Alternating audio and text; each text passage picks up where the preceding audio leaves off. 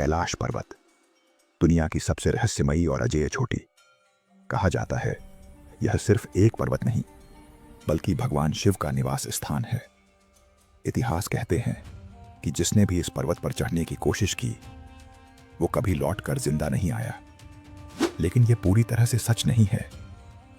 इतिहास के पन्नों में एक ऐसा नाम दर्ज है, तिब्बत का वो खतरनाक तांत्रिक जिसने एक ही रात में पूरे गांव को खत्म कर दिया था। 80 लोगों की मौत का जिम्मेदार वही इंसान जो बाद में आत्मज्ञान की राह पकड़कर कैलाश पर्वत की चोटी तक पहुंचा और जिंदा लौट भी आया। वो इंसान था मिलारेपा, कोई खूंखार हत्यारा आत्मज्ञान की राह पकड़कर कैलाश पर्वत की चोटी तक कैसे पहुंच सकता है? जहां हजारों साधु भी हार मान गए वहां वो कैसे सफल हो गया? और जब वह कैलाश पर्वत पर सफल चढ़ाई करके नीचे आया तो उसने कुछ ऐसा बताया कि वह तिब्बत में एक महान पूजनीय संत बन गया। आज हम जानेंगे आखिर कैसे बदले की आग में जलता एक तांत्रिक भगवान शिव के पर्वत तक पहुंचकर मोक्ष का मार्ग पा गया। यह कहानी है कैलाश पर्वत पर सफल चढ़ाई करने वाले एकमात्र इंसान मिलारेपा की। एक छोटे से तिब्बती गांव में एक संपन्न व्यापारी परिवार रहता था। इस परिवार में एक लड़का था जिसका नाम था मिलारेपा। उसका असली नाम थोपागा था, जिसका अर्थ था मीठे बोलने वाला, लेकिन लोग उसे प्यार से मिलारेपा बुलाते थे। बचपन में वह शांत और साधारण लड़का था जिसे अपनी माँ और बहन से बेहद लगाव था। परिवार में प्रेम, संपत्ति और मान सम्मान की कोई कमी नहीं थी, लेकिन भाग्य को कुछ और ही मंजूर था। जब मिलारेपा लगभग 7 साल का था उसके पिता को एक गंभीर बीमारी ने घेर लिया। मृत्यु से पहले उन्होंने एक वसीयत लिखी कि जब तक मिलारेपा बड़ा न हो जाए परिवार की संपत्ति और घर की देखरेख उसके चाचा और चाची करें, फिर सब कुछ उसे लौटा दिया जाए। लेकिन पिता की मृत्यु के बाद लालच ने रिश्तेदारी को निगल लिया। चाचा और चाची ने उस वसीयत को नकार दिया और सारी संपत्ति अपने नाम कर ली, और मिलारेपा उसकी माँ और बहन को नौकर बना दिया। मिलारेपा की माँ और बहन को गुलामी जैसी स्थिति में रहना पड़ा। रिश्तेदारों का अत्याचार और दुर्व्यवहार दिन प्रतिदिन बढ़ता गया। जो परिवार कभी धनवान था अब वही भूख और अपमान में जी रहा था। मिलारेपा और उसकी बहन दूसरों के खेतों में काम करते, लकड़ी ढोते, मवेशियों की देखभाल करते। समय बीता। एक दिन गांव में किसी शादी या उत्सव के अवसर पर पूरा गांव दावत में बुलाया गया, लेकिन मिलारेपा के परिवार को नहीं।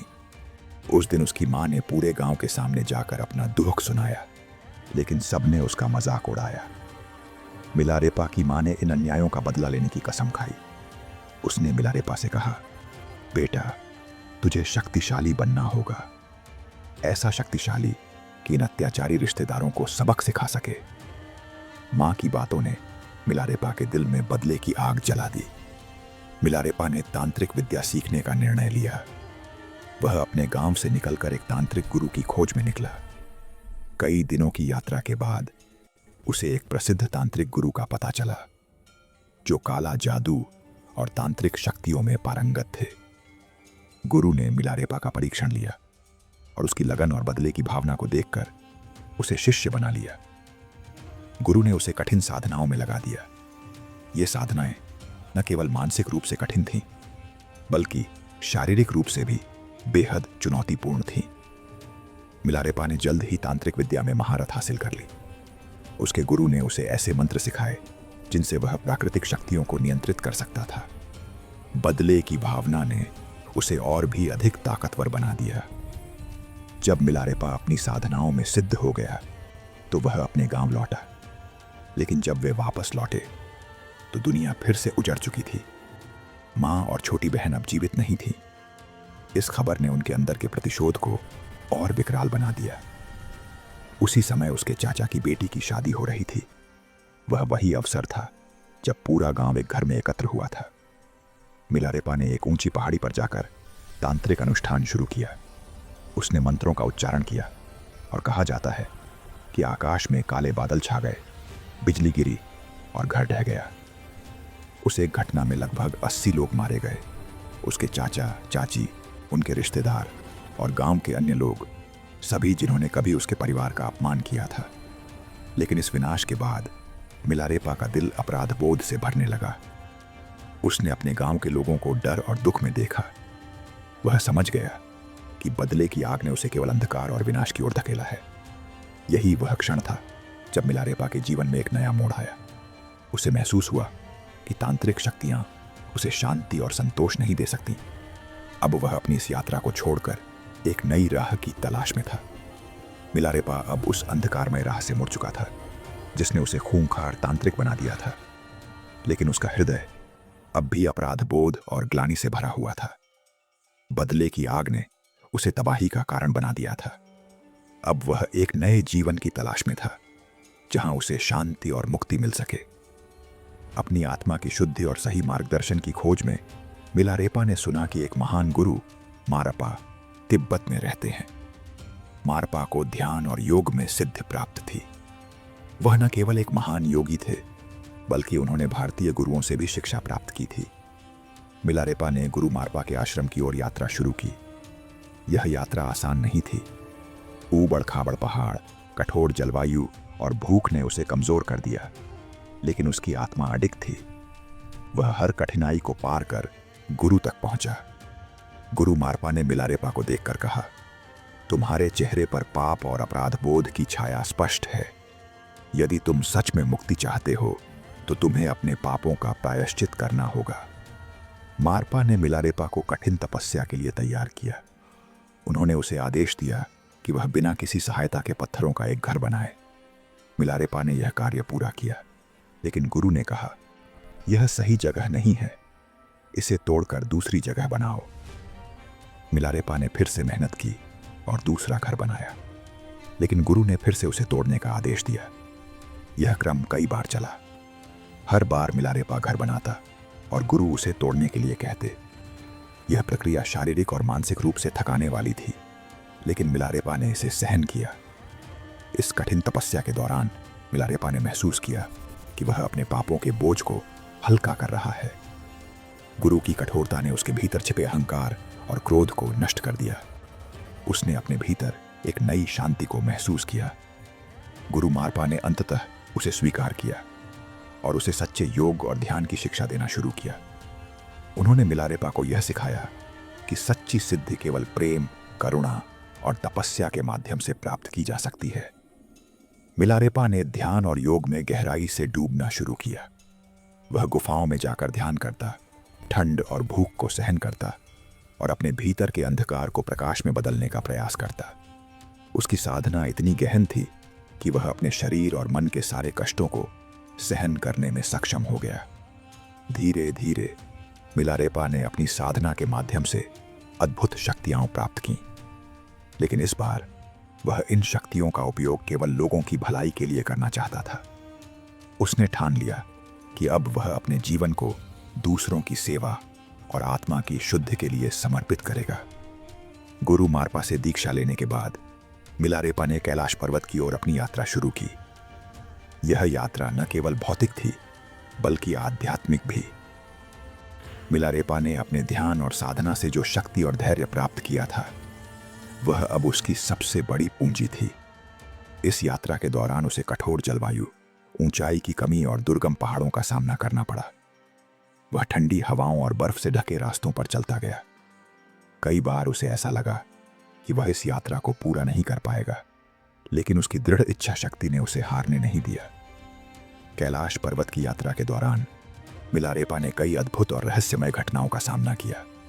एक बार जब वह भूख और प्यास से थक गया, तो उसे एक रहस्यमयी बूढ़ी स्त्री मिली।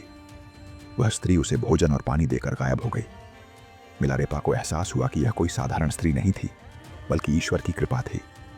अंततः कई दिनों की कठिन यात्रा के बाद मिलारेपा ने कैलाश पर्वत के पहले दर्शन किए। पर्वत की चोटी पर गिरती बर्फ और उसके चारों ओर फैले बादल मानो किसी दिव्य शक्ति का संकेत दे रहे थे। मिलारेपा ने अपनी साधना को वहीं पर जारी रखने का निर्णय लिया। मिलारेपा ने कैलाश पर्वत की एक गुफा में शरण ली और वहां ध्यान करने लगा। यह ध्यान साधारण नहीं था। उसने पूरी तरह से अपने मन और शरीर को त्याग कर आत्मा की गहराई में प्रवेश किया। गुफा के अंदर उसे ऐसा अनुभव हुआ जैसे पूरा ब्रह्मांड उसके भीतर समाहित हो गया हो। कई महीनों की गहन साधना के बाद एक दिन मिलारेपा ने एक अद्भुत अनुभव किया।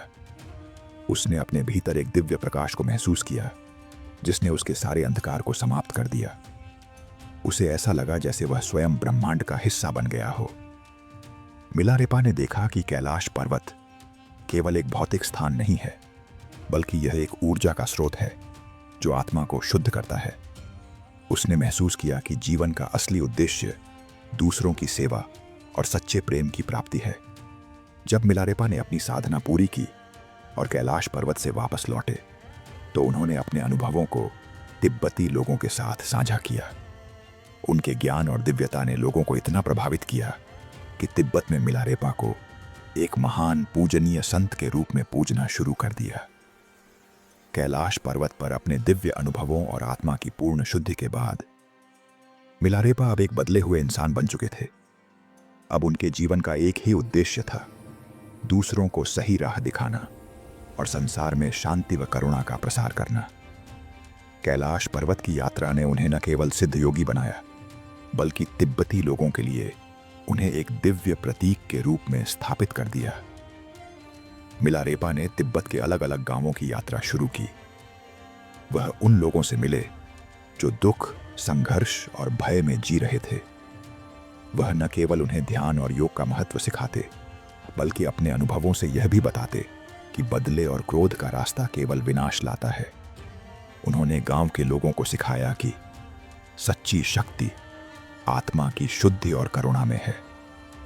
धीरे धीरे उनके प्रवचनों और शिक्षाओं ने लोगों को इतना प्रभावित किया कि वे उन्हें सुनने के लिए दूर दूर से आने लगे। मिलारेपा की साधना के दौरान प्राप्त शक्तियों के कारण उनके साथ कई चमत्कारी घटनाएं घटीं। एक बार जब वह एक गांव में प्रवचन दे रहे थे तो वहां एक बड़ा अकाल पड़ा हुआ था। लोगों के पास न तो भोजन था और न ही पानी। मिलारेपा ने ध्यान लगाकर प्रकृति की शक्तियों को साधा और गांव में बारिश कराई। इस घटना के बाद लोगों ने उन्हें भगवान का रूप मान लिया, लेकिन मिलारेपा ने विनम्रता से कहा, मैं कोई भगवान नहीं हूं, मैं केवल एक योगी हूं जो अपने भीतर की शांति को खोजने निकला था। मिलारेपा ने अपने जीवन के अंतिम वर्षों में कई शिष्यों को तैयार किया। इन शिष्यों में से सबसे प्रमुख थे रेचुंगपा और गंपोपा। उन्होंने मिलारेपा से ध्यान और योग की गहरी विधियां सीखी और उनके संदेशों को पूरे तिब्बत में फैलाया। मिलारेपा ने अपने शिष्यों को यह सिखाया, सच्ची साधना केवल गुफाओं और पहाड़ों में नहीं होती, बल्कि अपने भीतर के अंधकार को समाप्त करना ही असली साधना है। मिलारेपा ने अपने ज्ञान और अनुभवों को गीतों और कविताओं के माध्यम से व्यक्त किया। ये गीत उनकी साधना, संघर्ष और आत्मा की यात्रा का वर्णन करते थे। इन गीतों में उन्होंने मानव जीवन के महत्व, क्रोध और बदले की निंदा और करुणा की शक्ति का वर्णन किया। मिलारेपा की शिक्षाओं और उनके चमत्कारों ने उन्हें तिब्बती लोगों के बीच एक देवता का स्थान दिलाया। उनके अनुयायी उन्हें भगवान के रूप में पूजने लगे। तिब्बत के लोग उन्हें न केवल एक महान योगी, बल्कि करुणा और आत्मा की शुद्धि के प्रतीक के रूप में देखते थे। मिलारेपा ने अपने जीवन के अंतिम दिनों में भी अपनी साधना जारी रखी। उन्होंने तिब्बती लोगों को यह सिखाया कि मृत्यु जीवन का अंत नहीं है, बल्कि आत्मा के विकास का एक और चरण है। मिलारेपा ने अपने जीवन के अंतिम चरण में अपने अनुभवों और ज्ञान को समर्पित कर दिया। उनकी शिक्षाएं तिब्बत के हर कोने तक पहुंच चुकी थीं। उनके जीवन की घटनाएं, कठिन तपस्या और आध्यात्मिक विजय ने उन्हें तिब्बती संस्कृति में एक अमर प्रतीक बना दिया। मिलारेपा ने महसूस किया कि उनका जीवन अब पूर्ण हो चुका है। उन्होंने अपने शिष्यों और अनुयायियों को बुलाया और कहा, मैंने जो कुछ भी सीखा वह तुम्हें सिखा दिया। अब मेरी आत्मा अपनी अंतिम यात्रा के लिए तैयार है। उन्होंने अपने शिष्यों से कहा कि वे संसार की सीमाओं से परे जाकर ध्यान और योग की शक्ति को समझें। उनका मानना था कि सच्ची मुक्ति तब होती है जब आत्मा सांसारिक बंधनों से पूरी तरह मुक्त हो जाती है। मिलारेपा ने अपने अंतिम ध्यान के लिए एक शांत स्थान चुना। उन्होंने अपने शिष्यों से कहा, मैं मृत्यु को केवल एक चरण मानता हूं। मेरा शरीर इस संसार को छोड़ देगा, लेकिन मेरी आत्मा हमेशा यहां के लोगों के साथ रहेगी। उन्होंने गहन ध्यान में प्रवेश किया। कहा जाता है कि उनके ध्यान के दौरान गुफा में एक दिव्य प्रकाश प्रकट हुआ।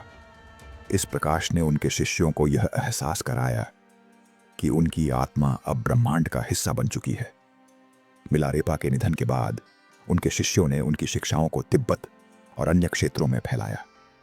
उनके गीत, कविताएं और जीवन की घटनाएं तिब्बती संस्कृति का अभिन्न हिस्सा बन गई। उनके द्वारा सिखाई गई करुणा, शांति और आत्मा की शुद्धि की शिक्षा आज भी प्रासंगिक है। तिब्बत में मिलारेपा को न केवल एक योगी बल्कि एक दिव्य शक्ति के रूप में पूजा जाता है। लोग उनके जीवन से प्रेरणा लेते हैं और उनकी गुफाओं को पवित्र स्थान मानते हैं। मिलारेपा के जीवन का सबसे महत्वपूर्ण अध्याय उनकी कैलाश पर्वत यात्रा थी। कैलाश पर्वत आज भी तिब्बती लोगों के लिए एक पवित्र स्थान है और इसे मिलारेपा के आध्यात्मिक उत्थान का प्रतीक माना जाता है। मिलारेपा ने अपने जीवन से यह संदेश दिया कि बदला और क्रोध आत्मा को नष्ट कर सकते हैं, लेकिन करुणा और ध्यान के माध्यम से शुद्धि संभव है। उन्होंने यह भी सिखाया कि सच्ची मुक्ति बाहरी दुनिया में नहीं बल्कि आत्मा के भीतर है। आज भी तिब्बत के लोग मिलारेपा को भगवान का स्वरूप मानते हैं। उनकी गुफाएं, जहां उन्होंने ध्यान किया, तीर्थयात्रियों के लिए पवित्र स्थल बन गई हैं।